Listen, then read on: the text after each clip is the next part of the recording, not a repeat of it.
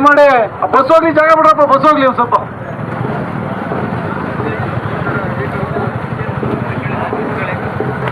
ಹಿಂದ್ಗಡೆ ಇರೋಣ, ಮುಂದಕ್ಕೆ ಬರ್ರಿ ಒಂದು ಸ್ವಲ್ಪ, ಒಂದು 5 ನಿಮಿಷ. ಆತ್ಮೀಯ ಬಂಧುಗಳೇ, ಸ್ವಾಗತ ಮಾಡೋದಕ್ಕೆ ನೀವು ಆಗಮಿಸಿದ್ದೀರಾ. ನಿಮ್ಮೆಲ್ಲರೂ ಕೂಡ ಧನ್ಯವಾದಗಳನ್ನ ಹೇಳ್ತಾ, ನೀವೆಲ್ಲರೂ ಕೂಡ ಮನೆ ಸುಬ್ರಹ್ಮಣ್ಯ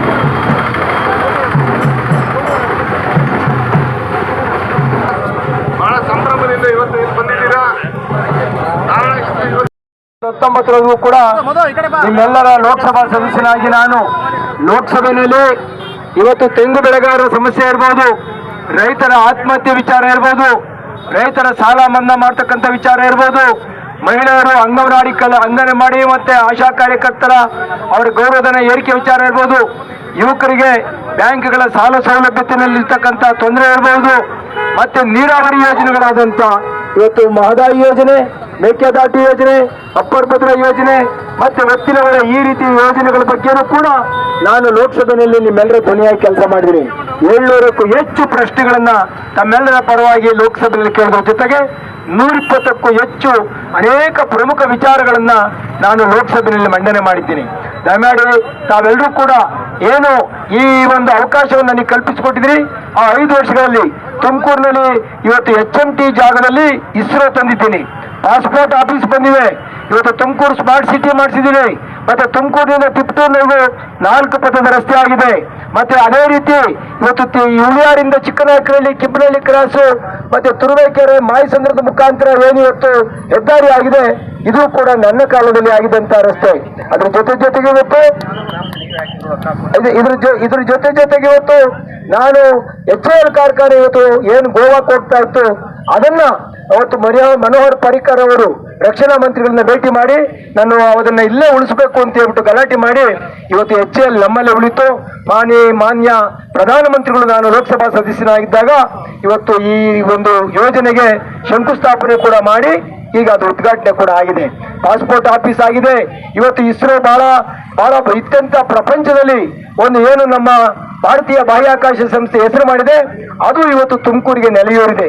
ಹಾಗಾಗಿ ಪ್ರಮುಖ ಯೋಜನೆಗಳನ್ನು ಕೂಡ ನಾನು ಆ ಅನುದಾನವನ್ನ ಅವರ ಬೇಡಿಕೆಗೆ ಅನುಗುಣವಾಗಿ ಹಂಚಿದ್ದೀನಿ. ಇವತ್ತೇನು ಈ ರಸ್ತೆ ಇದೇನು ಹೋಗ್ತಾ ಇದೆ, ನಮ್ಮ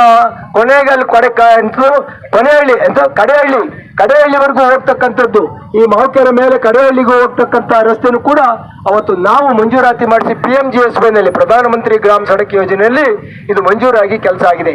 ಈಗ ಹಲವಾರು ಯೋಜನೆಗಳನ್ನು ಮಾಡಿದ್ದೀನಿ. ಈ ದೇಶದಲ್ಲಿ, ಈ ರಾಜ್ಯದಲ್ಲಿ ಕೊಬ್ಬರಿ ಬೆಲೆ ಬಿದ್ದಾಗ ನಾನೊಬ್ಬನೇ ಇವತ್ತು ಲೋಕಸಭೆಯಲ್ಲಿ ಇವತ್ತು 16 ಬಾರಿ ಪ್ರಸ್ತಾಪ ಮಾಡಿ ಕೇಂದ್ರ ಸಚಿವರನ್ನು ಬೇಡಿ ಇವತ್ತು ಪ್ರಧಾನಮಂತ್ರಿಗಳನ್ನ ಭೇಟಿ ಮಾಡಿ ಇವತ್ತು ಆವತ್ತು ಏನು ಬೆಂಬಲ ಬೆಲೆ ಕನಿಷ್ಠ ಪಕ್ಷ ನಾನು ಏನು ಲೋಕಸಭಾ ಸದಸ್ಯನಾಗಿದ್ದ 6,000 ರೂಪಾಯಿಗೆ ಇಳಿದಿತ್ತು. ನಾನೇ ಲೋಕಸಭಾ ಸದಸ್ಯನಾಗಿದ್ದಾಗ 18,000 ರೂಪಾಯಿಗೆ ರೈತರು ಕೊಬ್ಬರಿಯನ್ನ ಮಾರರು. ಈಗ ಪುನಃ ಕೊಬ್ಬರಿ ಬೆಲೆ ಬಿದ್ದಿದೆ.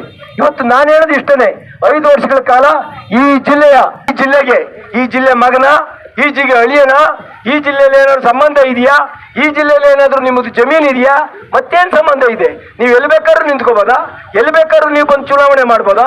ಇವತ್ತು ಬೆಂಗಳೂರಿನಲ್ಲೂ ನೀವು ಬೆಂಗಳೂರು MLAಗೆ ತುಮಕೂರಿಗೆ ಏನು ಸಂಬಂಧ? ನೀವು ಯಾಕೆ ಚಾಮರಾಜನಗರಕ್ಕೆ ಹಾಕೋದ್ರಿ, ಮೈಸೂರು ಒಳ್ಳಕ್ಕೆ ಹಾಕೋದ್ರಿ? ಆದ್ರಿಂದ ನಿಮ್ಗೆ ಯಾವುದೇ ಸಂಬಂಧ ಇಲ್ಲದೆ ಇರ್ತಕ್ಕಂಥ ಈ ಕ್ಷೇತ್ರದಲ್ಲಿ ನೀವು ಓಟ್ ಕೇಳಕ್ಕೆ ನಿಮ್ಗೆ ಯಾವುದೇ ಕೂಡ ಅರ್ಹತೆ ಇಲ್ಲ. ನಾನು ಈ ಜಿಲ್ಲೆಯ ಮಣ್ಣಿನ ಮಗ, ಈ ಜಿಲ್ಲೆಯಲ್ಲಿ ಹುಟ್ಟಿದ್ದೀನಿ, ಈ ಜಿಲ್ಲೆಯಲ್ಲಿ ಬೆಳೆದಿದ್ದೀನಿ, ಈ ಜಿಲ್ಲೆಯಲ್ಲಿ ನಾನು ಲಾಯರ್ ಆಗಿ ಕೆಲಸ ಮಾಡಿದ್ದೀನಿ, ಈ ಜಿಲ್ಲೆಯಲ್ಲಿ ನಾನು MLA ಆಗಿದ್ದೀನಿ, ಜಿಲ್ಲಾ ಕಾಂಗ್ರೆಸ್ ಅಧ್ಯಕ್ಷ ಆಗಿದ್ದೀನಿ, MP ಆಗಿ ಕೆಲಸ ಮಾಡಿದ್ದೀನಿ. ಈ ಜಿಲ್ಲೆನಲ್ಲಿ ನಾನು ಇವತ್ತು ವ್ಯವಸಾಯ ಮಾಡ್ತಾ ಇದ್ದೀನಿ. ನಮ್ಮ ಸ್ವಗ್ರಾಮ ಸೊಬ್ಗಾನಹಳ್ಳಿಯಲ್ಲೂ ವ್ಯವಸಾಯ ಮಾಡ್ತೀನಿ. ನಾನು ವಾಸ ಮಾಡ್ತಾ ಇರ್ತಕ್ಕಂಥ ಹೆಬ್ಬೂರಿನಲ್ಲೂ ಕೂಡ ನಾನು ಇವತ್ತು ವ್ಯವಸಾಯ ಮಾಡ್ತಾ ಇದ್ದೀನಿ. ನಾನು 5 ವರ್ಷಗಳ ಕಾಲ ಸಾಧನೆ ಮಾಡಿದ್ದೀನಿ ಬಸವರಾಜರವರೇ. ಆದ್ರಿಂದ ನಾನು ಇವತ್ತು ಜನಗಳ ಮುಂದೆ ಹೋಗ್ತಾ ಇದ್ದೀನಿ. ನನ್ನ ಸಾಧನೆಯನ್ನು ನೋಡಿ ಪಾರ್ಲಿಮೆಂಟಲ್ಲಿ ಕೆಲಸ ಮಾಡಿದ್ದೀನಿ, ಲೋಕಸಭೆಯಲ್ಲಿ ನಿಮ್ಮ ಧ್ವನಿಯಾಗಿ ಕೆಲಸ ಮಾಡಿದ್ದೀನಿ, ಇವತ್ತು ತುಮಕೂರಿನಲ್ಲಿ ಜಿಲ್ಲೆ ಅಭಿವೃದ್ಧಿ ಬಗ್ಗೆ ಕೆಲಸ ಮಾಡಿದ್ದೀನಿ, ನಿಮ್ಮ ಜೊತೆಯಲ್ಲಿ ಸಂಪರ್ಕ ಇಟ್ಕೊಂಡು ಕೆಲಸ ಮಾಡ್ತಾ ಇದ್ದೀನಿ. ಆದ್ರಿಂದ ನನಗೆ ಅವಕಾಶ ಕೊಡಿ. ಸುಮ್ಮನೆ ಯಾರನ್ನೂ ಹೊರಗಡೆಯವ್ರನ್ನ ತಂದು ನೀವು ಇವತ್ತು ಎಲ್ಲ 5 ವರ್ಷ ನೀವು ಮಾಜಿ ಪ್ರಧಾನಮಂತ್ರಿಗಳನ್ನು ಸೋಲಿಸಿ ಗೆದ್ರು ಬಸವರಾಜ್ ಅವರು, ಏನೂ ಮಾಡಲಿಲ್ಲ, ನೀವೇನು ಮಾಡಲಿಲ್ಲ. ನಿಮ್ಗೆ ಯಾವ ಈ ತಾಲೂಕಿನ ಯಾವ ಹಳ್ಳಿನೂ ಗೊತ್ತಿಲ್ಲ, ಈ ತಾಲೂಕಲ್ಲಿ ಈಗ ನೀವು ಕರ್ಕೊಂಬನ್ನಿ, ನೀವು ಯಾವ ಒಂದು 4 ಹಳ್ಳಿ ಹೆಸರು ಹೇಳಿ ಹೋಗ್ಲಿ ನೋಡೋಣ. ಅವರು ನಾನು ಹೋಗ್ತೀನಿ, ಬೇಕಾದ್ರೆ ಎಲ್ಲಿಗೆ ಬೇಕಾದ್ರೂ ಹೋಗ್ತೀನಿ. ಆದ್ರಿಂದ ಬಂಧುಗಳೇ, ಇವತ್ತು ತಮ್ಮೆಲ್ಲರೂ ಕೂಡ ಕಳಕಳಿಯಿಂದ ಪ್ರಾರ್ಥನೆ ಮಾಡ್ತೀನಿ. ಇವತ್ತು ನನಗೆ ಮತ್ತೊಂದು ಅವಕಾಶವನ್ನು ಕೊಡಬೇಕು. ಈ ಭಾಗದಲ್ಲಿ ಮತ್ತೊಂದು ಸಣ್ಣ ಇದನ್ನ ಬಿಟ್ಟಿದ್ದಾರೆ ಎಲ್ಲ ನಮ್ಮ ನಾಯಕರುಗಳು. ಮುದ್ದನ್ಮೇಗೌಡರು, ದೇವೇಗೌಡರು ಸಾಲಿಗೆ ಕಾರಣ, ಕೋಲಿಗೆ ಕಾರಣ ಅಂತ. ನಾನು ಅವತ್ತು ಹಾಲಿ ಸಂಸತ್ ಸದಸ್ಯನಿದ್ದೆ, ಲೋಕಸಭಾ ಸದಸ್ಯನಾಗಿದ್ದೆ ಹಾಲಿ. ನನ್ನನ್ನ ನೀವು ಯಾವುದೇ ಸಕಾರಣ ಇಲ್ಲದೆ ನಾನು ನಿಲ್ಲಕ್ಕೆ ಅವಕಾಶ ಕೊಡ್ಲಿಲ್ಲ. ಆಯ್ತು, ಮಾಜಿ ಪ್ರಧಾನಮಂತ್ರಿಗಳು ನಿಂತರು. ನಾನು ಹೆಮ್ಮೆಯಿಂದ ಇವತ್ತು ಮಧುಗಿರಿನಲ್ಲಿ ಅವರ ಸಮ್ಮುಖದಲ್ಲಿ, ದೇವೇಗೌಡರ ಸಮ್ಮುಖದಲ್ಲೇ ನಾನು ಮನವಿ ಮಾಡಿದ್ದೀನಿ. ಸಿದ್ದರಾಮಯ್ಯನವರು, ದೇವೇಗೌಡರು ಇದ್ರು. ಅವ್ರ ಮುಂದೆ ನಾನು ಜನತೆಗೆ ಕರೆ ಕೊಟ್ಟೆ, ಮಾಜಿ ಪ್ರಧಾನಮಂತ್ರಿಗಳು ನಮ್ಮ ಜಿಲ್ಲೆ ನಿಂತಿದ್ರೆ ನಮ್ಮ ಹೆಮ್ಮೆ, ಅವ್ರು ಗೆಲ್ಲಬೇಕು, ಯಾವುದೇ ಕಾರಣಕ್ಕೂ ಅವ್ರಿಗೆ ತೊಂದರೆ ಆಗ್ಬಾರ್ದು ಅಂತ ಕರೆ ಕೊಟ್ಟೆ. ಅದೇ ರೀತಿ ಕೊರಟಗೆರೆ ತಾಲೂಕಿನಲ್ಲಿ ಭಾಷಣ ಮಾಡಿದ್ದೀನಿ, ತುಮಕೂರು ನಗರದಲ್ಲಿ ಭಾಷಣ ಮಾಡಿದ್ದೀನಿ, ತುಮಕೂರು ಗ್ರಾಮಾಂತರದಲ್ಲಿ ಭಾಷಣ ಮಾಡಿದ್ದೀನಿ. ನಾನು ಇಷ್ಟೆಲ್ಲ ಮಾಡಿದ್ರು ಕೂಡ ಅನಗತ್ಯವಾಗಿ ಇವತ್ತು ನೀವು ಯಾರನ್ನೋ ಗೆಲ್ಸಕ್ಕೆ ಹೊಗಳ್ಕೊಳ್ಳಿ, ಅವ್ರು ನಮಗೆ ಬೇಡ ಅನ್ನಲ್ಲ.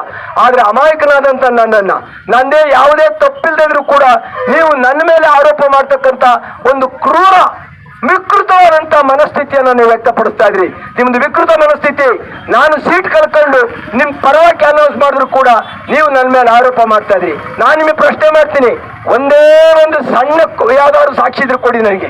ನಾನು ನಿಮ್ಗೆ ವಿರೋಧ ಮಾಡಿರೋದ ಒಂದು ಸಣ್ಣ ಸಾಕ್ಷಿ ಕೊಟ್ರೆ ಇವತ್ತೇ ಘೋಷಣೆ ಮಾಡ್ತೀನಿ, ರಾಜಕೀಯ ನಿವೃತ್ತಿ ತಗೋತೀನಿ. ನಾನು ರಾಜಕೀಯದಲ್ಲಿ ಇರೋದಿಲ್ಲ. ನಾನು ಮಾಜಿ ಪ್ರಧಾನಮಂತ್ರಿಗಳನ್ನ ಸೋಲಿಸಕ್ಕೆ ಪ್ರಯತ್ನ ಮಾಡ್ತಕ್ಕಂಥ ವಿಕೃತ ಮನಸ್ಸಿನ ಕ್ರೂರ ಮನುಷ್ಯ ನಾನಲ್ಲ.